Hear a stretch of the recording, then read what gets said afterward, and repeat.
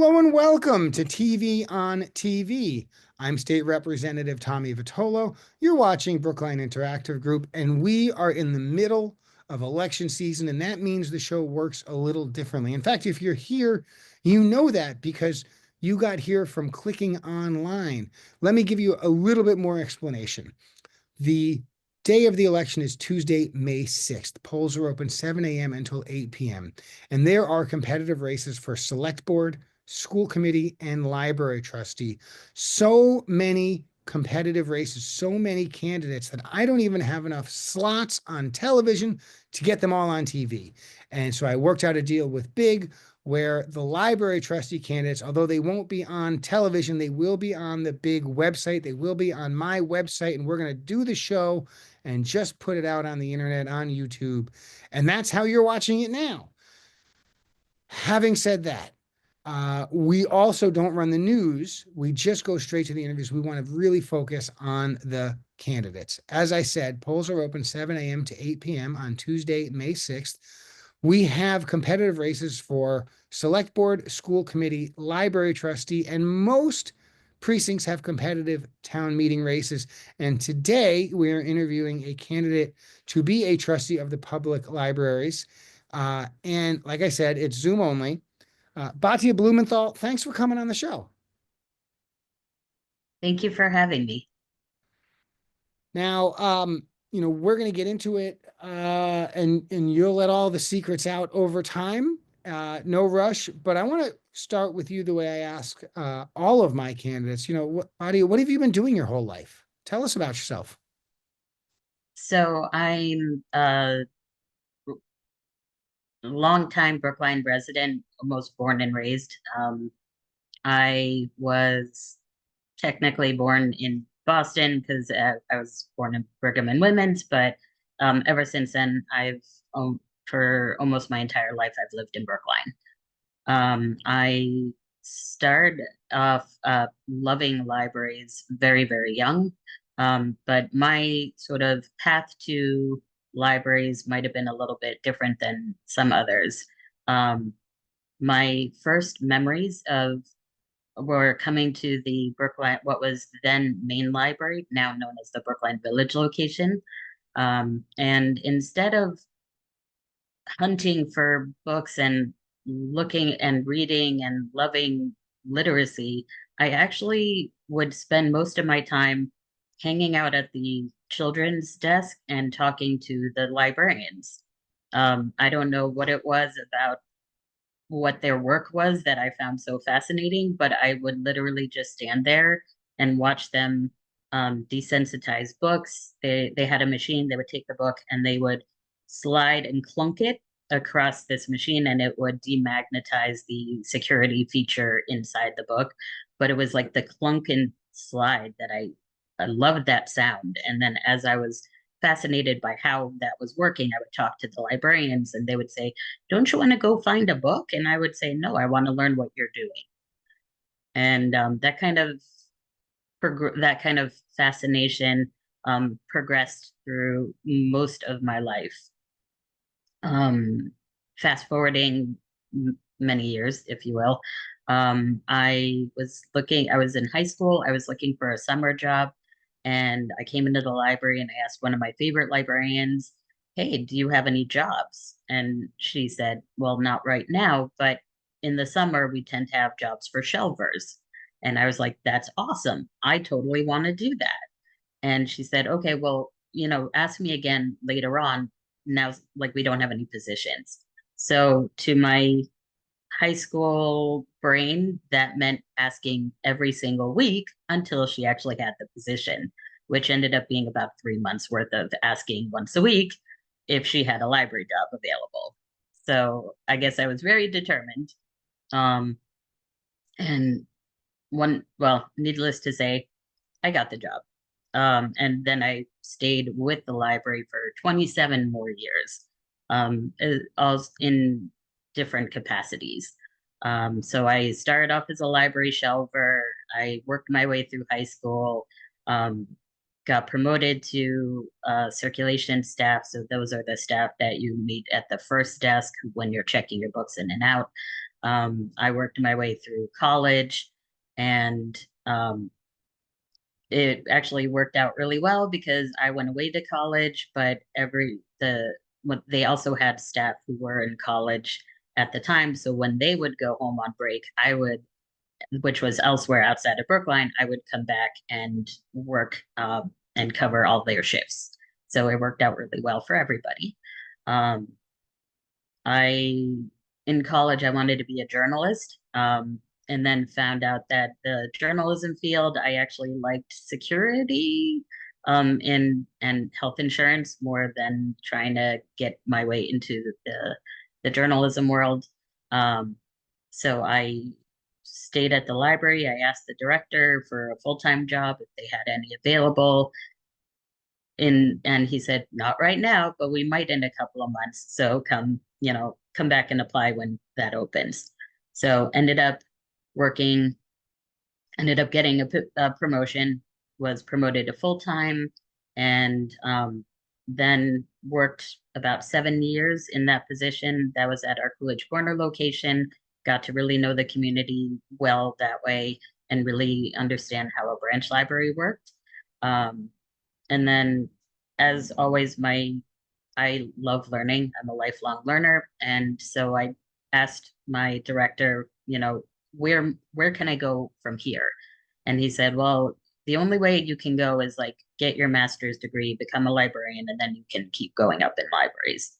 So I did, got my master's in library and information science, and was promoted to reference librarian. I worked at our Brookline Village location for several years, and then I was promoted to branch supervisor of our Putterham location, where I worked there until 2023.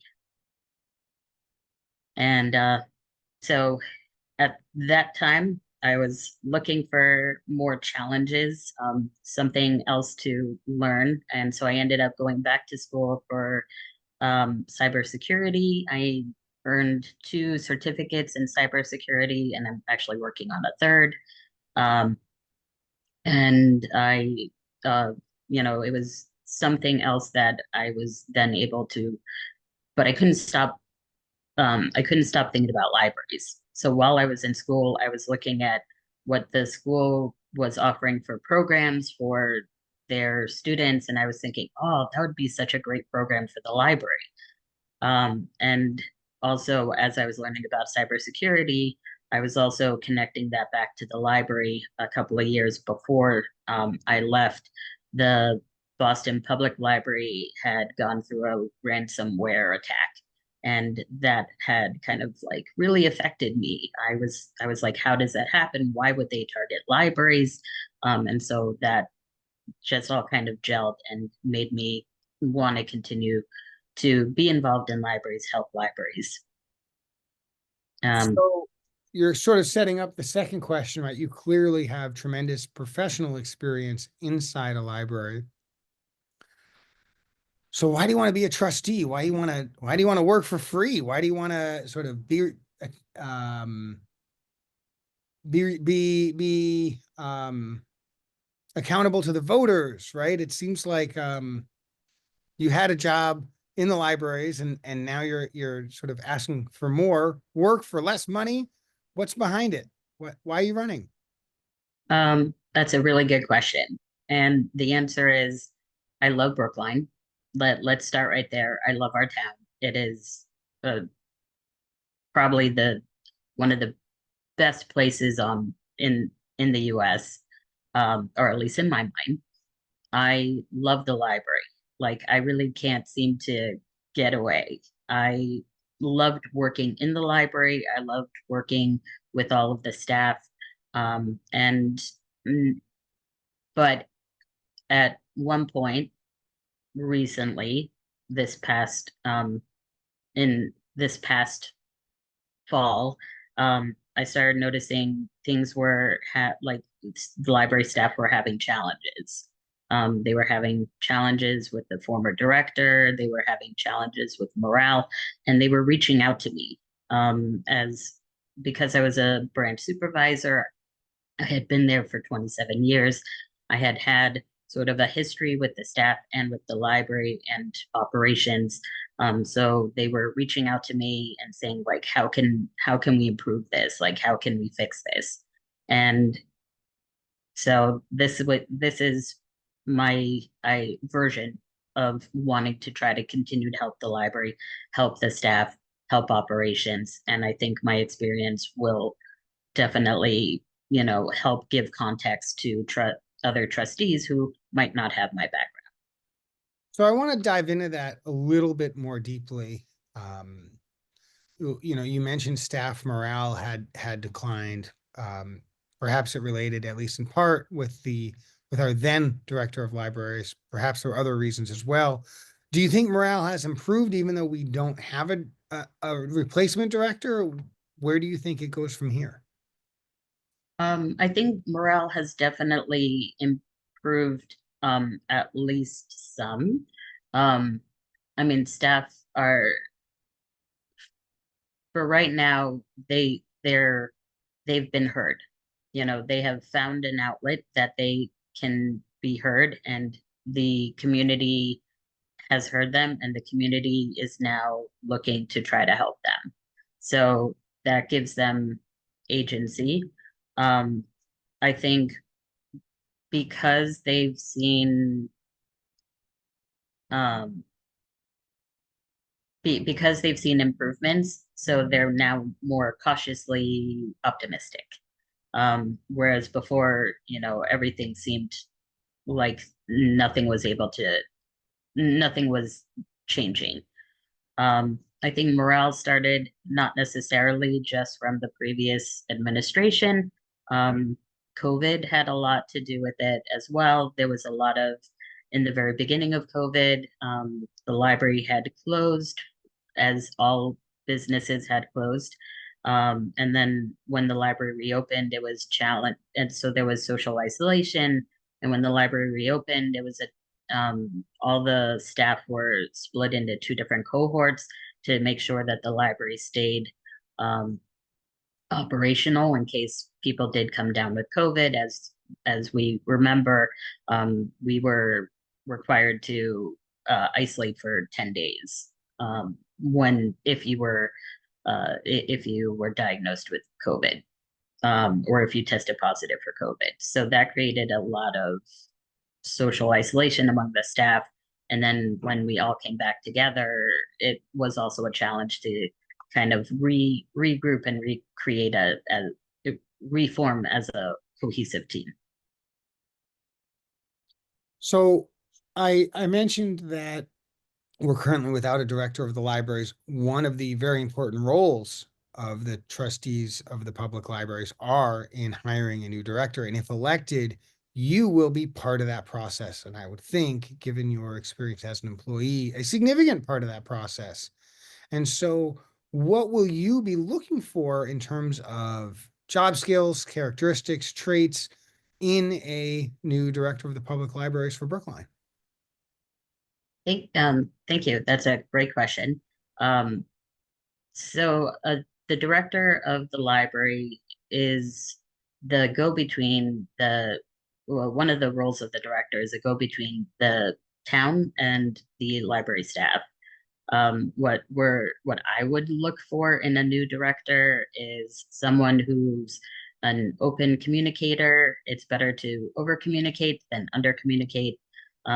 Be able to have experience not just working in administration, but also having worked directly with staff so that they understand how staff operations work, and understand, yes, we have to make sure that the library continues to operate, and we need staff to do that, but also to understand that staff morale makes a difference.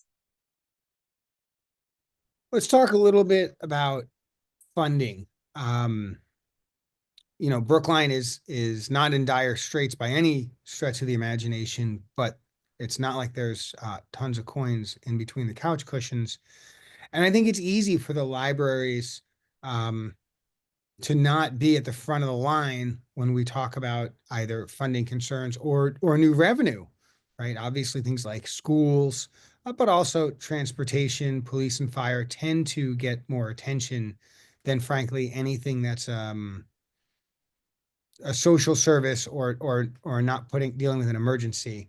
And so to that end, what are your thoughts about forward going funding for our libraries? Is there enough? Are there ideas for additional revenue? What are your thoughts about the budget? So we're anticipating that the library budget currently, or last year's library budget was about $4.6 million. And we are expecting for FY 2026 to have level funding. Um, how and the library does get their funding from several different locations, several different places, one being the town, also being from we receive state funding, as well as potentially some federal funding. So the federal funding comes from the Institute of Museum and Library Services, and you might have heard about them recently in the news. There was an executive order that calls for the elimination of that department on the federal level. And so potentially that could affect some of our funding. Um, we are very fortunate in Brookline to have the budget that we do, but this kind of federal funding would affect other libraries in our state, especially the more rural libraries, because they tend to receive more grants and funding federally. Certainly something that I've no doubt that you and the trustees will keep an eye on. Unfortunately, there's not much at this moment to be done about it. But yet another reason why having 12 library trustees with different backgrounds can be so important is to be keeping an eye out for things like that. I also want to ask you about programming. Programming is in some ways the way many people experience the library um, in a dynamic way, right? The books are static, they're on the shelves. We know how to find them, they're important. But the programming is what keeps the libraries fresh for many people. Do you have any thoughts about is the programming perfect? What changes are you thinking about? What would those changes look like? Tell us a little bit about some programming ideas. Sure. I love programming. It's something that I actually did a lot of when I was working at the library. I think so. The thing with programming is you can always have more. You can there could always be more programs. And the programs are always best when they're innovative. Um, Trying something new because you're curious about something. Um, Having a sensory story time for um, neurodiverse patrons, an intergenerational sensory story time. Sometimes, depending on people's levels, story time doesn't end when you're 3 or 5. Story time continues even into adulthood. I love listening to people like reading a story. I listen to audiobooks all the time for that very reason. Um, so there can always be more programs. However, we do have to balance staff levels with programming, because with every program, there's countless staff members behind every program. So if a program is run really well and you might see one librarian running that program, you think, oh, that's only one librarian. But in fact, it might be several different library staff preparing for that program. If it's an art program, they're cutting out like butterflies for spring. They're they're keeping track of how many people are coming, attendance. Those are all done by committee. So when you see one librarian running a program, you might not see the 8 librarians who are having committee meetings about like what best programs should be there, making sure that if you have a story time, you're not having, or if you're having, let's say, a toddler story time, you're not having that toddler story time at the same time on the same day at all 3 locations. Although you might. I mean, Brookline's a large town. We might have a diverse, large enough population that when that everyone would be able to attend to the location they want to. but that's a committee decision. So, one last question, really. You and I are about the same age, and so we remember as children, right? Libraries were places that had big books and had fun books and had a card catalog system. And that was pretty much it. Um, some more things, some more interesting things and details for adults. But certainly over the last 3 or 4 decades, as media availability, both the ways that media exists, the prices have gone down, the interests of people have broadened.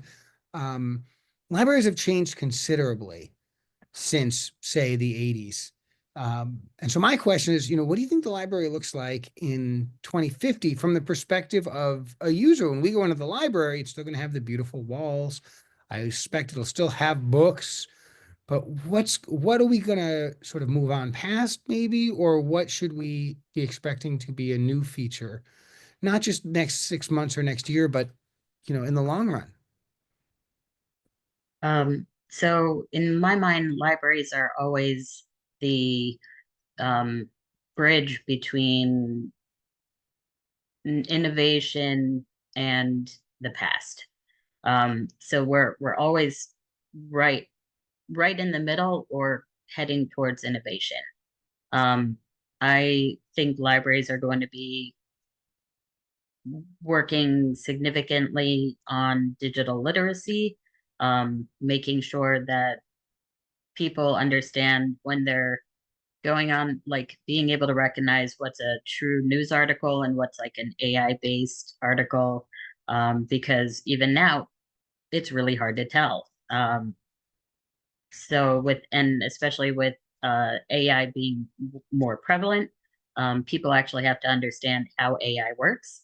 AI can be awesome and fun and like super super cool. I mean, you can ask an AI generator, hey, give me an image of a puppy, a unicorn eating ice cream. That's fun. That's cute.